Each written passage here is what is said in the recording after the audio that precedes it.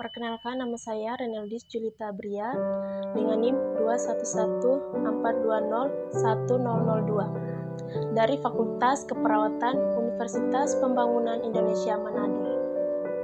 Keluarga belahi, apakah di negara asal? Pertama, Allah menciptakan manusia menurut gambarnya sendiri. Kemudian Allah berkata, baiklah kita menjadikan manusia menurut gambar kita, menurut rupa kita. Maka Allah menciptakan manusia itu menurut gambarnya. Dia menciptakan dia dalam gambar Allah. Dia menciptakan mereka laki-laki dan perempuan. Kejadian bab 1 ayat 26 sampai dengan 27. Lalu Tuhan Allah membentuk manusia dari bumi tanah dan meniupkan ke dalam hidungnya napas kehidupan, dan manusia menjadi makhluk yang hidup. 2. Tuhan menciptakan manusia sehingga kebutuhan dan menemukan kepuasan dalam persahabatan manusia. Tuhan berkata, tidak baik kalau manusia seorang diri saja. Aku akan membuatnya cocok penolong baginya. Kejadian bab 2 pasal 18. Ketiga, Allah memulai unit keluarga pertama. Jadi Tuhan Allah membuat manusia itu tertidur mendalam untuk datang ke orang itu dan ia tidur. Allah mengambil salah satu rusuk daripadanya dan menutup daging di tempat itu. Lalu Tuhan Allah membuat dia rusuk yang dia ambil dari pria menjadi wanita dan membawanya ke manusia. 4. Persahabatan adalah tujuan dasar Allah untuk pernikahan dan kehidupan keluarga.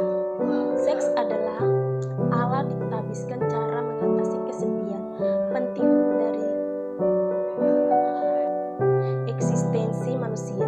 Lalu Tuhan Allah berkata, tidak baik manusia itu seorang diri saja. Aku akan membuat penolong yang seperti dia. Kejadian pasal 2 ayat yang ke-18. Prokreasi merupakan tujuan dasar dari Tuhan untuk keluarga. Allah memberkati mereka dan Allah berkata kepada mereka, jadilah berbuah berkembang biak memenuhi bumi. Anak-anak memang warisan dari Tuhan. Anak-anak hadiah seperti anak panah di tangan pahlawan. Demikianlah anak-anak happy adalah orang yang telah memenuhi bergetar dengan mereka. Mazmur pasal 127 ayat 3 sampai dengan 5.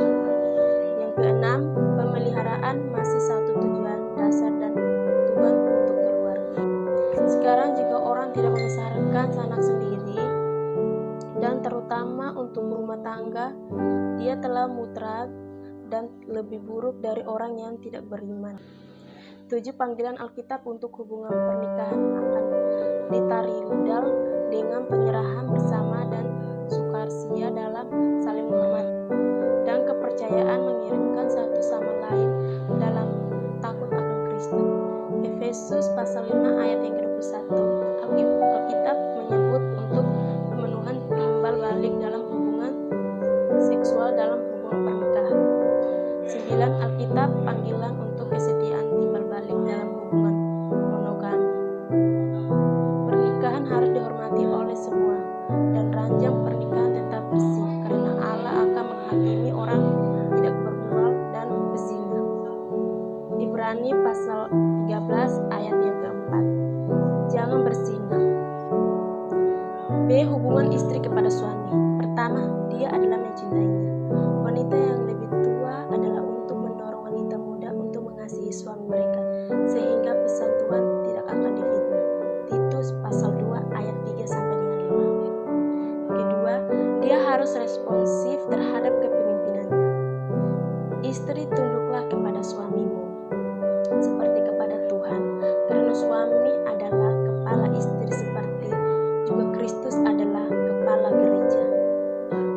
Dia adalah juru selamat tubuh. Sekarang sebagaimana jemaat tunduk kepada Kristus, sehingga istri-istri harus menyerahkan kepada suami dalam segala sesuatu. Efesus pasal 5 ayat 22 sampai 24. Istri dengan cara yang sama mengajukan diri untuk suami Anda sendiri, sehingga bahkan jika beberapa tidak mengerti Kristus, pesan mereka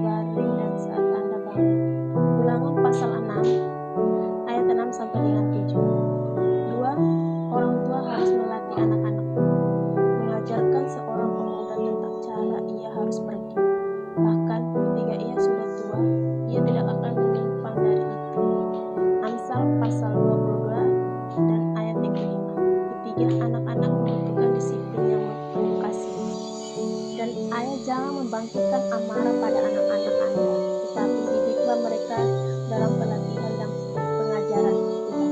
Efesus pasal 6 ayat yang keempat. Yang keempat, anak-anak membutuhkan contoh yang layak. Jelas mengikut iman yang tulus, Anda yang pertama hidup di dalam mama Klolis, maka di dalam Eunike, dan yang aku yakin ada di dalam kamu. 2 Timotius pasal 1 ayat yang kedua. Usia melakukan apa yang benar di mata Tuhan sebagai Amazia.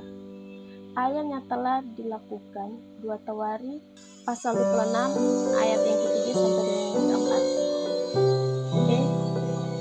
Hubungan anak-anak kepada orang tua mereka. Yang pertama, anak-anak untuk menghormati orang tua mereka. Hormatilah ayahmu dan ibumu, sehingga Anda mungkin memiliki umur yang panjang dan tanah yang diberikan Tuhan Allahmu kepadamu. Keluaran pasal 20 ayat yang ke-12. Anak-anak harus menaati orang tua mereka. Anak-anak, taatilah orang tuamu di dalam Tuhan, karena ini adalah benar. Efesus pasal 6 ayat yang ke-1. Anak-anak, taatilah orang tuamu dalam segala hal, karena ini menyenangkan di dalam Tuhan. Kolose pasal 3 ayat yang ke-20. 2. Anak-anak belajar dari orang tua mereka. Dengar anak-anak yang sayang, untuk instruksi ayahmu dan jangan menolak ajaran ibumu. 3. Anak-anak untuk menyediakan bagi orang tua yang membutuhkan mereka, tetapi jika ada janda memiliki anak atau cucu, mereka harus belajar untuk mempraktekkan agama mereka terhadap keluarga mereka sendiri. Pertama, dan untuk membayar orang tua mereka untuk menyenangkan Tuhan. 1 Timotius pasal 5 ayat yang ke-4. Anak merupakan berkat khusus yang Tuhan percayakan kepada sebuah keluarga. Beberapa hal penting yang harus diperhatikan dalam hubungan antara orang tua dan anak adalah: yang pertama, kasih yang merata. 2. Menerima kehadiran anak dengan sukacita. 3. Mendidik anak secara bersama.